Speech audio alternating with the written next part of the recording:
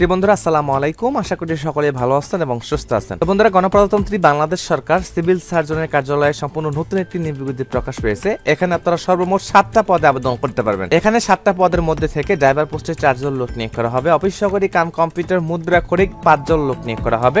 তারপরে দেওয়া আছে যে 7 মুদ্রাক্ষরিক কাম কম্পিউটার অপারেটরে 1 জন লোক নিয়োগ করা হবে, স্টোর কিপারে 4 জন লোক নিয়োগ করা হবে, কোল্ড চেইন টেকনিশিয়ান 1 জন লোক নিয়োগ করা হবে, পরিসংখ্যানবিদ এখানে 3 জন লোক নিয়োগ করা হবে। সর্বপ্রথম যে লোক নিয়োগ করা হবে এখানে স্বাস্থ্য সহকারী দেওয়া আছে, স্বাস্থ্য সহকারী পদে এখানে 97 জন লোক নিয়োগ করা হবে। স্বাস্থ্য সহকারী পদে 97 জন লোক নিয়োগ করা হবে। দেওয়া আছে বেতন স্কেল 16তম গ্রেড, যেখানে 24,000 এখানে 490 টাকা বেতন দেওয়া হবে। উচ্চ মাধ্যমিক পাশে আবেদন করা যাবে। উচ্চ মাধ্যমিক সার্টিফিকেট শুধুমাত্র এইচএসসি পাশে এই স্বাস্থ্য সহকারী পদে 97 জন লোক নিয়োগ করা হবে। এখানে আপনারা আবেদন করতে পারবেন। সর্বমোট পদের সংখ্যা দেওয়া আছে 7টা। এখানে আপনাকে অনলাইনের মাধ্যমে আবেদন করতে হবে। তো অনলাইনে আবেদন করার লিঙ্কটা আমি ডেসক্রিপশন বক্সে দিয়ে দেবো। এখানে 3 মার্চ থেকে আবেদনপত্র শুরু হয়ে গেছে।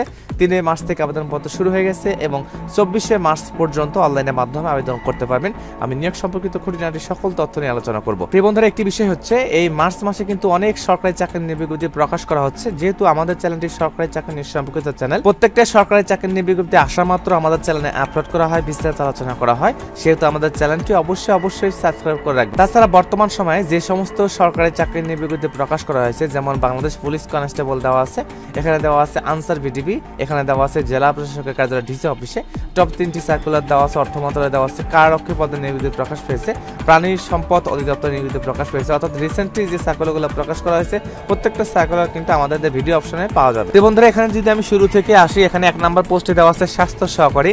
স্বাস্থ্য সহকারী পদে 97 জন লোক নিয়োগ করা হবে।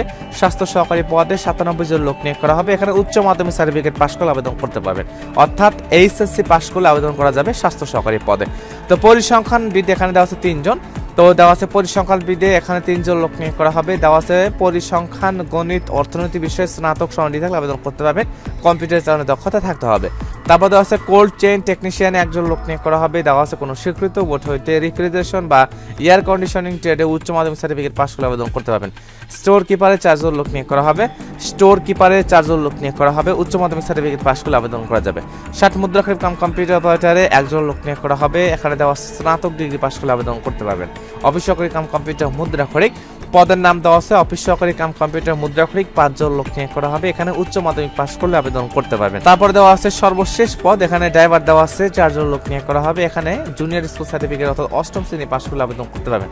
দেখেন এখানে কিন্তু সর্বোচ্চ লোক নিয়োগ করা হবে স্বাস্থ্য সহকারী পদে 97 জন, যেখানে এইচএসসি পাশে আবেদন করতে পারবেন। তো গণপ্রজাতন্ত্রী বাংলাদেশ সরকার সিভিল সার্জনের সিভিল সার্জনের কার্যালয় কুষ্টিয়া জেলার জন্য এই সার্কুলারটি প্রকাশ পেয়েছে।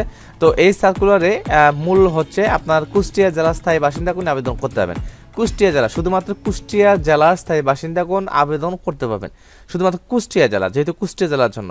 তো এই জেলারা এখানে শুধুমাত্র অনলাইনের মাধ্যমে আবেদনটা করতে হবে। আপনাদের আবেদন করতে হলে এখানে দেওয়া আছে যে আপনার 4 মার্চ থেকে আবেদনপত্র শুরু হবে অনলাইনের মাধ্যমে এবং 24 মার্চ পর্যন্ত অনলাইনের মাধ্যমে আবেদন করতে পারবেন।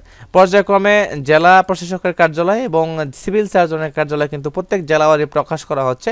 আমাদের চ্যানেলটি অবশ্যই সাবস্ক্রাইব করে রাখবেন নিত্য নতুন জেলা পাওয়ার জন্য, নিত্য নতুন সরকারি চাকরির নিয়োগ বিজ্ঞপ্তি পাওয়ার জন্য। তো অবশ্যই ভালো থাকবেন, সুস্থ থাকবেন এবং আমাদের চ্যানেলটি সাবস্ক্রাইব করে রাখবেন। আসসালামু আলাইকুম।